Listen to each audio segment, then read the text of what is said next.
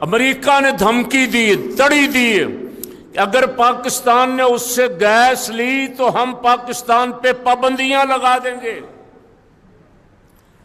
پاکستان پہ بہت ساری پابندیاں عائد کر دیں گے۔ میں نے کہا تم کون ہو؟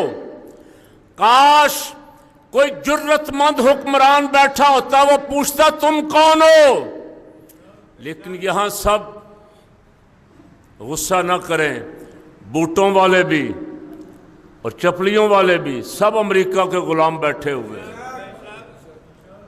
یہاں اپنی مرضی نہیں چلتی، امریکہ کی مرضی چلتی۔ امریکہ ہمیں روس سے سستا تیل بھی نہیں لینے دیتا۔ اگر روس سے ہم تیل لیتے، ہمیں 30% وہ رعایت دے رہا تھا اس وقت، ہمارا تیل ہمیں یہاں 100، 125، 150 میں پر لیٹر مل سکتا تھا، اب 300 میں ہم لے رہے ہیں۔ امریکہ راضی رہنا چاہیے۔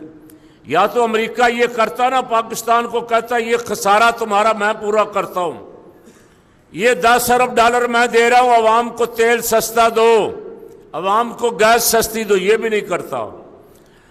پاکستان کو IMF کے ساتھ کڑی شرائط پہ معاہدے کرواتا ہے، اور اب بات یہاں تک پہنچ گئی، میں نے ایک رمضان پاک کے جمعے میں بھی عرض کیا تھا، بات یہاں تک پہنچ گئی کہ اب PIA بیچ رہے ہیں، ہم ریلوے بیچ رہے ہیں، بڑے بڑے سارے ایئرپورٹ گروی رکھ رہے ہیں، اپنے ملک کی ساری بڑی بڑی فیکٹریاں، سٹیل مل ہے جیسے، یہ فروخت کر رہے ہیں۔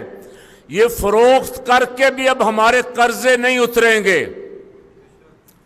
قرضے ہمیں ہر سال 25 ارب ڈالر ہمیں قرض ادا کرنا، ہر سال، قرض نہیں، قرض پہ جو سود تھا وہ ادا کرنا ہے۔ 25 ارب ڈالر سالانہ، تو مانگ ہم کتنا رہے ہیں؟ 1 ارب ڈالر، 1.5 ارب ڈالر IMF سے مانگ رہے کہ مہربانی فرماؤ ہمیں دو تاکہ ہمارا کام چل جائے۔ تو امریکہ ہمارا خیر خواہ ہے یا دشمن ہے؟ مانتے سب ہیں، منہ سب کے بنے ہوئے تھے۔ جس دن ایرانی صدر کے ساتھ بیٹھے ہوئے تھے نا، منہ پہ 12 بج رہے تھے، خواجہ آصف کے بھی، اسحاق ڈار کے بھی، میاں شباد کے بھی، ذرہ برابر بھی ہنسی نہیں تھی کہ ہمارا ایک مسلمان ملک کا سربراہ آیا ہوا ہے۔ 12 بج رہے تھے اس لیے کہ پیچھے سے امریکہ کی دھمکیاں آ رہی ہیں کہ کوئی معاہدہ ان کے ساتھ نہیں کرنا۔ کیوں نہیں کرنا؟ اس لیے کہ امریکہ ان سے ناراض ہے۔ تو جس سے امریکہ ناراض ہے وہ کہتا ہے تم بھی ناراض ہو جاؤ، جس سے میں راضی ہوں تم بھی راضی ہو جاؤ۔